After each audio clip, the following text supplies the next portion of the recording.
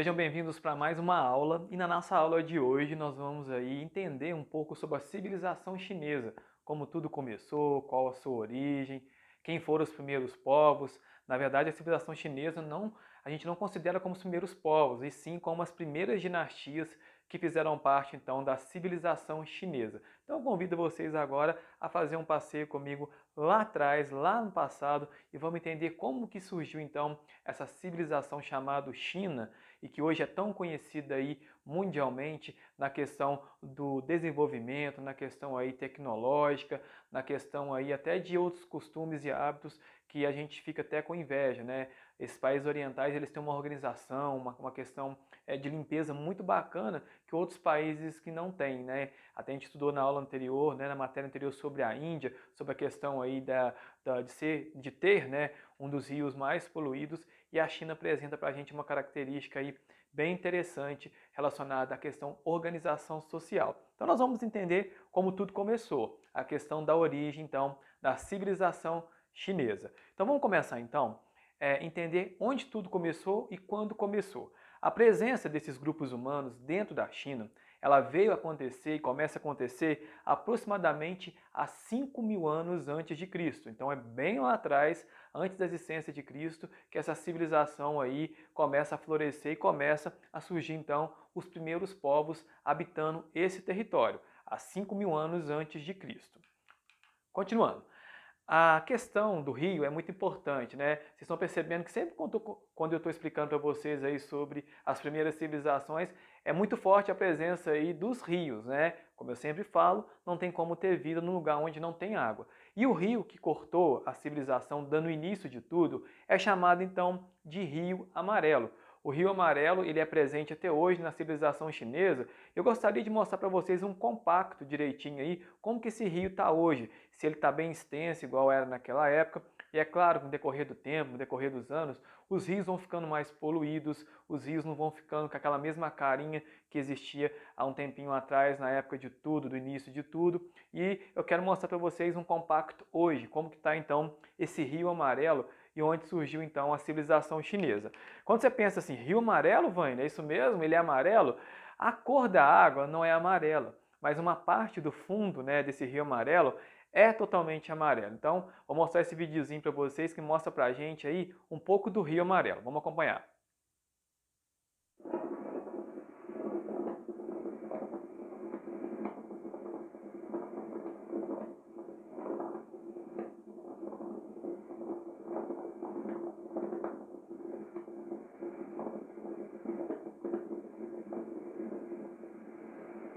Tá aí, meninos. Deu para perceber que parece que é uma nascente, né? Uma nascente próxima do Rio Amarelo. E realmente a superfície do chão, ela é dourada, ela é amarelada. Por isso que ele ganha então esse nome então chamado Rio Amarelo. Já esse outro vídeo que eu queria mostrar para vocês também um trechozinho, mostra pra gente, né? Me parece que é uma turista brasileira que foi até o Rio Amarelo e vai fazer uma comparação para nós como que ele está hoje? Se ele está extenso de água, igual era na época do início da civilização, ou se ele deu uma modificada no decorrer do tempo. Vamos acompanhar que é bem interessante também. Estamos no centro do Rio Amarelo. Como eu falei há minutos atrás para vocês, aqui da China, né?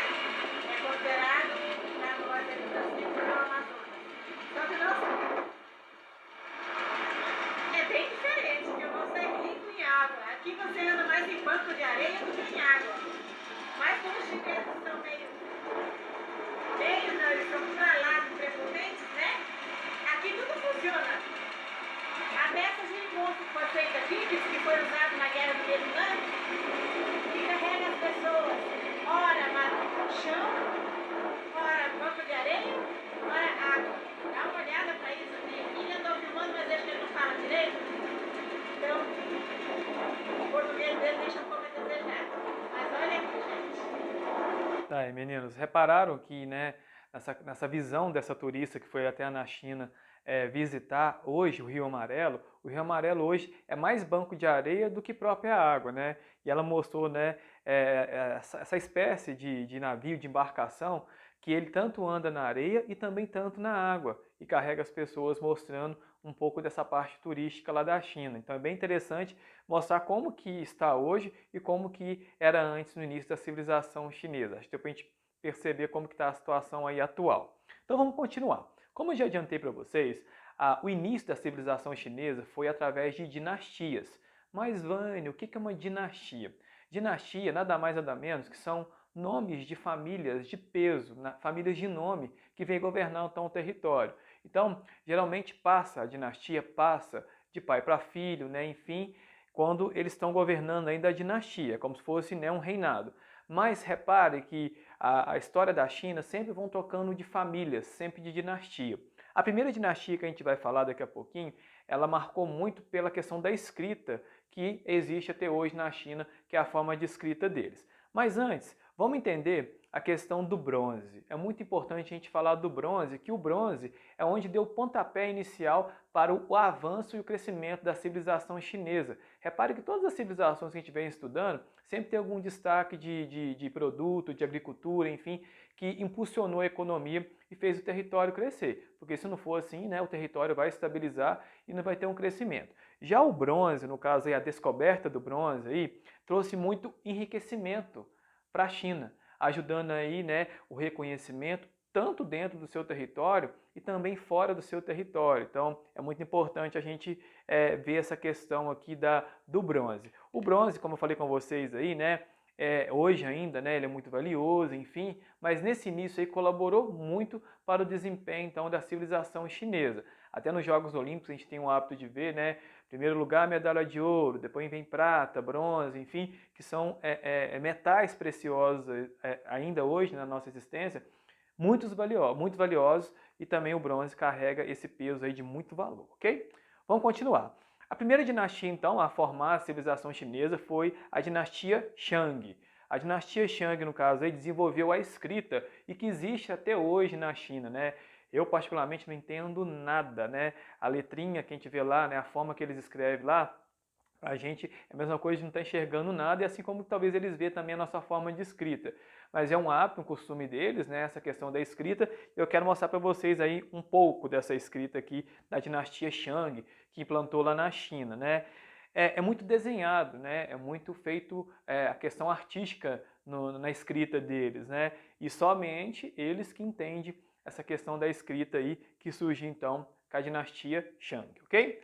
Continuando, meninos. Depois da dinastia Shang, como eu falei com vocês, foi modificando, né, enfim, veio a dinastia Zhou.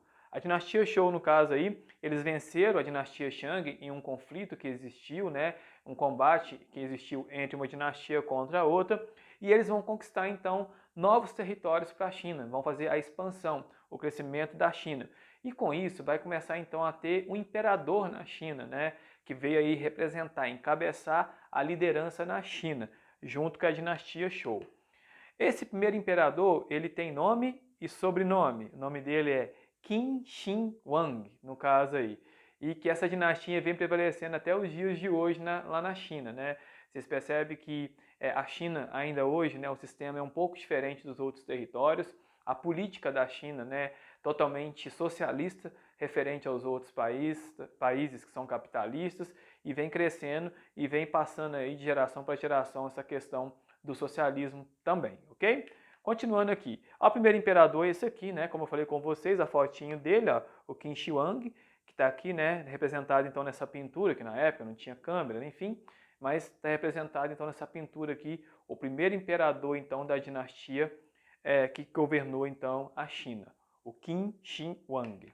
Então vamos lá, qual que era o governo dele? Era um governo centralizado, com grandes obras, né, construção de estradas, né, enfim. Então ele fez a expansão da China.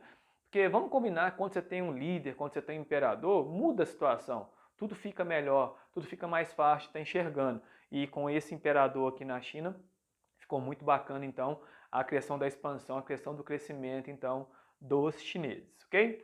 Olha lá, ele unificou o sistema monetário com a moeda com furo no meio. Então, olha só, além dele estar expandindo, crescendo, ele fez então uma moeda própria do seu território, onde começou então a alavancar a economia da China. E essa moeda, eu trouxe um exemplo para vocês aqui, era como se fosse essa aqui, tá vendo? Essa aqui é uma réplica da época, tá? Com um furinho no meio, representando então aí, né, uma criação do imperador, né, o primeiro imperador da China. E essa moeda circulou durante muito tempo na China e com isso garantiu aí, no caso aí, o avanço da economia chinesa, ok? Continuando, ó. Para proteger o seu território, o que o imperador fez de invasores? Mandou construir uma muralha. A muralha da China ela é muito conhecida, no caso aí, né, entre nós, já já vou falar com vocês aqui, porque ela está entre as 7 maravilhas do mundo, só para vocês terem uma noção. E essa muralha não é simplesmente um murinho pequeno ou um muro que divide um território ou outro, né, enfim, não. Ela é enorme e ela foi construída basicamente justamente para que invasores não chegassem no território da China e pegassem esse patrimônio valioso que eles estavam construindo.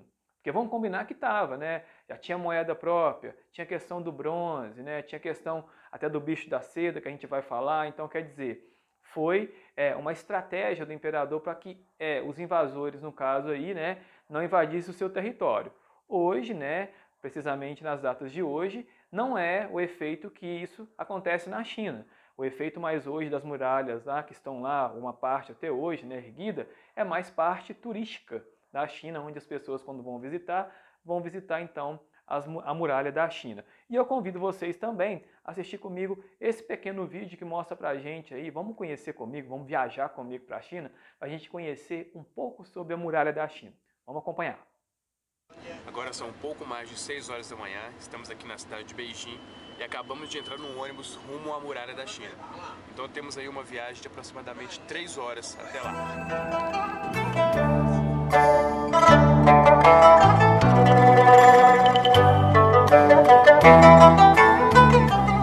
No caminho, recebemos as primeiras instruções da nossa guia. Now we are going to the best section of the whole Great Wall. This section is more natural, more original.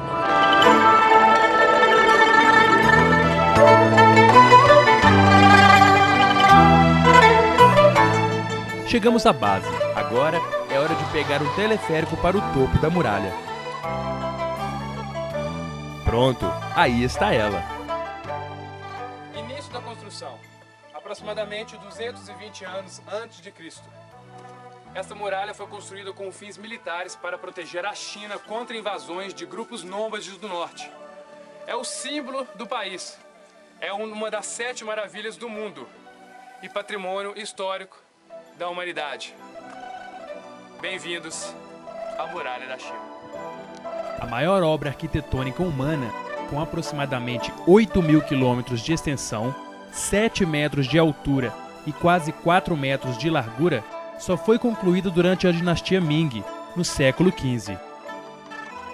Mais de 1 milhão de pessoas ajudaram na construção, que levou vários séculos para ficar pronta.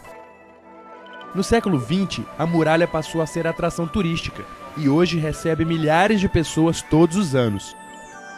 A gente está agora em mais uma das torres aqui das ruínas da Muralha da China.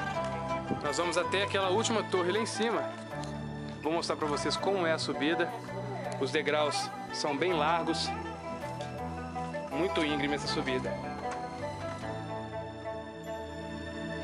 Agora a gente está dentro de uma das guaritas que vigiavam aqui o muro, vigiavam as fronteiras da China. Do lado de cá, ó, temos a Mongólia. E aqui do outro lado da guarita, outra janela. Aqui é Beijing. Direto da Muralha da China, Rafael Ursino. Legal, o vídeo explicou pra gente direitinho, né? Um pouco, né? Deu para vocês verem direitinho através das imagens aí, né? Um pouco sobre a Muralha da China. E como eu antecipei para vocês, é uma das 7 maravilhas do mundo moderno, né? Junto com o Cristo Redentor, junto com as outras obras da Grécia, né? Enfim, ou até mesmo, né, as pirâmides da civilização maia. Ela é uma das 7 maravilhas do mundo moderno. E está lá, né, aberto para a questão turística, né, na China até os dias de hoje. Meninos, Eu vou parando por aqui na minha explicação da China. Claro que tem continuidade, sim. Nós vamos ainda falar na próxima aula sobre a religião, né? E sobre um pouco da questão do bicho da seda, que fez aí a seda, um tecido muito conhecido, então, entre os chineses. Mas não vamos parar nossa aula por aqui, não. Eu vou deixar para vocês fazerem nessa aula ainda comigo aqui, uma atividade da apostila de vocês sobre tudo que eu acabei de falar aqui agora. Tá super fácil de fazer. São 3 perguntinhas da apostila de vocês, da página 27, tá? Página 27. Vocês vão fazer para mim os exercícios de aprendizagem número 24, 25 e 26. Super fácil. Prestou atenção na minha explicação que eu falei aqui sobre a China, sobre esse início da China, tenho certeza que vai responder fácil, fácil. E lembrando que essa semana nós temos aí simulado de história, é isso mesmo. Nós teremos aí na sexta-feira o simulado de história, que vai cair a matéria sobre a civilização indiana, que nós estudamos semana passada, e vai cair também a civilização chinesa, que eu vou terminar de explicar para vocês na próxima aula nossa. Então, já pode anotar no caderno de vocês aí qual vai ser a matéria do simulado de vocês. Civilização indiana e civilização chinesa, ok? Então, desejo para vocês aí um ótimo início de semana mais uma vez e capriche nas atividades aí que eu estarei corrigindo na próxima aula e finalizando aí sobre a civilização chinesa, ok? Grande abraço e até a próxima aula.